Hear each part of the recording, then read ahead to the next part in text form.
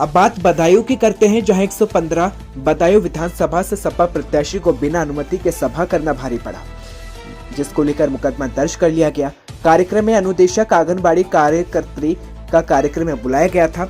सूत्रों से मिली जानकारी की माने तो आंगनबाड़ी कार्यकर्त्री अनुदेशकों को बांटी गई थी गिफ्ट, जिसमें प्रशासनिक अधिकारियों ने वीडियोग्राफी कराकर पूरन लोन को सील कर दिया गया है। तो वहीं बदायूं सदर क्षेत्र के समाजवादी पार्टी के द्वारा पूरन लोन में अनुमति के बिना बैठक आयोजित करने पर कार्रवाई की गई, जहां लोन को सील किया गया और थाना सिविल लाइन में सपा प्रत्याशी रईस अहमद पर मुकदमा भी दर्ज किया गया है।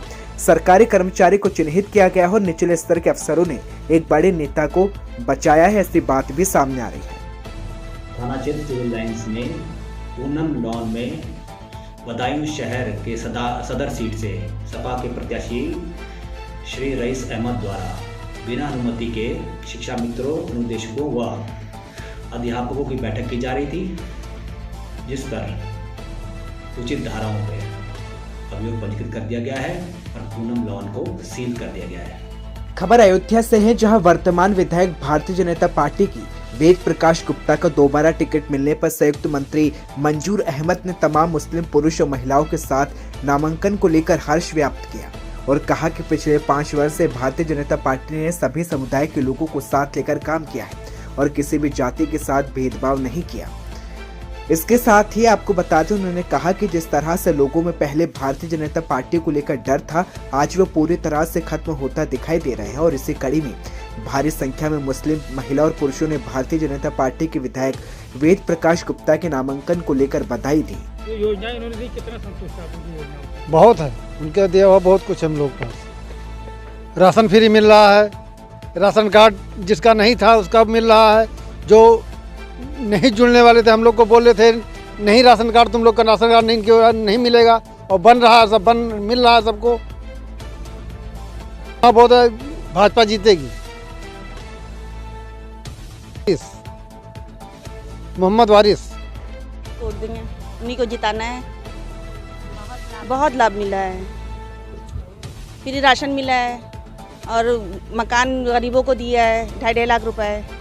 बहुत सी योजना दी, बहुत सी योजनाएं हैं, हर चीज़ की है। उन्होंने 2.5 लाख रुपए दिए हैं सबको, राशन फ्री दिया है, सब कुछ दिया है उन्होंने। कितने सिलेंडर उन्होंने फ्री दिए हैं, जिसके कच्चे मकान था सबके पक्के मकान हो गए हैं। बहुत कुछ उन्होंने किया है। हम तो कहते हैं उन्हीं की सरकार हमेशा बनी रहे। हमारा नाम है फूल बानो। अब बात बिहार की करते हैं।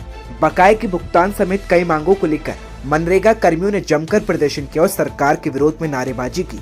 काम के बदले वेतन और भुगतान की मांग को लेकर ये जिलाधिकारी कार्यालय के समक्ष प्रदर्शन किया गया।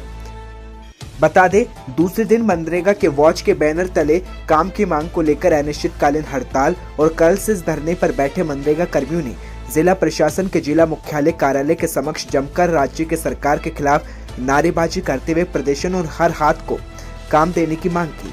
इसके साथ ही काम करने के बाद पूरा दाम की मांग को लेकर के मनरेगा कर्मियों का प्रदर्शन जारी रहा और अब माथे पर पतीला और कढ़ाई समेत अधिक बर्तन को लेकर काम की मांग को लेकर मनरेगा कर्मियों ने बताया कि सरकार उनकी मांगों को नहीं सुन रही और कई सालों से भुगतान नहीं होने के साथ ही काम अब तक नहीं मिलने के चलते वे परेशान भी हैं। कि हम लोग मनरेगा के तहत काम मांग रहे हैं और मजदूरों को गारंटी है कि 100 दिन काम मिलना है साल में, लेकिन नहीं दिया जा रहा है काम। तो अंत में मजदूर घर से चूल्हा चौका के साथ पूरे परिवार के साथ धरना स्थल पे आके बैठ गए मुजफ्फरपुर समाहरणालय में, और हम लोग यहाँ तब तक बैठे ही रहेंगे जब तक काम नहीं मिल जाता गाँव में। अभी तक हमारी मांगों पे कोई कार्रवाई नहीं हुई है। आज दूसरा दिन धरना का हो गया है और आज अगर बातचीत नहीं हुई ठीक से और काम पे हमारी कार्रवाई नहीं हुई तो कल से हम आंदोलन को और तेज करने वाले हैं। कितने लोग हैं जिनको काम अब तक नहीं मिला है? हजारों लोग हैं, हजारों लोग गांव में गरीबी से बहुत ही बुरा हाल है और फिर भी सरकार सुन नहीं रही है, जबकि मजदूरों की गारंटी दी गई थी कि काम मिलेगा 100 दिन साल में। तो अंत में ये धरना करना पड़ रहा है। इसी से पता चल रहा है मनरेगा को यहाँ क्या करना चाह रहे हैं सरकार यहाँ का मिलके। क्या नाम है? मेरा नाम संजय साहनी है, मनरेगा आवास से। बेरुआ पंचायत घर है, जिला मुजफ्फरपुर, प्रखंड गाघर।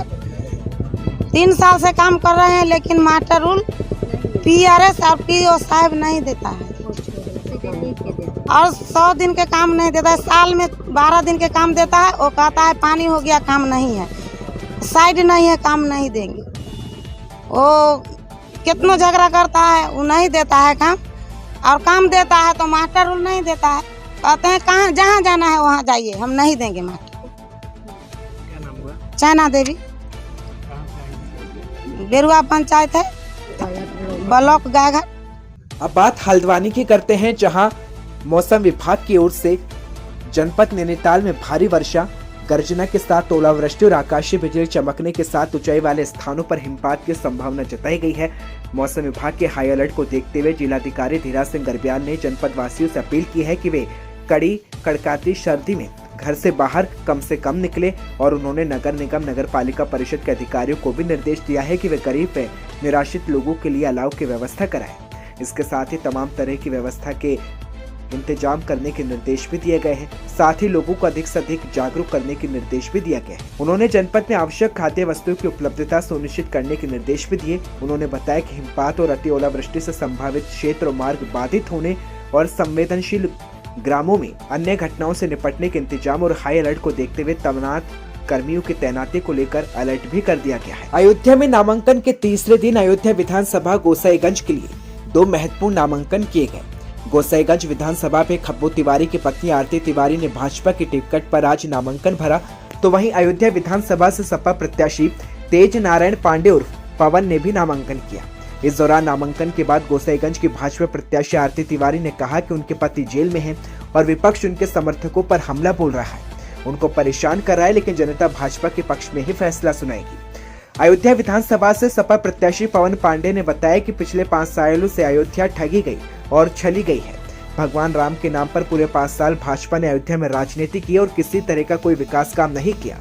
देखा जाए तो दोनों ही नेताओं ने एक दूसरे पर वार पलटवार किया और दोनों ही अपनी अपनी पार्टियों के विकास कार्यों की बात की तो विपक्षी पार्टियों पर निशाना साधा। मीडिया कर्मियों का आभार व्यक्त करती हूँ और मैं सिर्फ और सिर्फ विकास के मुद्दे पे चुनाव लड़ रही हूँ। कहीं ना कहीं समाजवादी पार्टी जो जिस प्रकार से गोसाईगंज में हावी है और कहीं ना कहीं एक दबंग के रूप में बताया जाता है, कहीं कुछ नहीं हावी है और हमारा चुनाव हमारी जनता हमारे गोसाईगंज की दबंग नहीं है, टायर पे होकर महिला पे हमला करने का प्रयास कर रहे हैं। आपने आज नामांकन पत्र दाखिल किया है 3 सेट में 3 सेट में। चलो।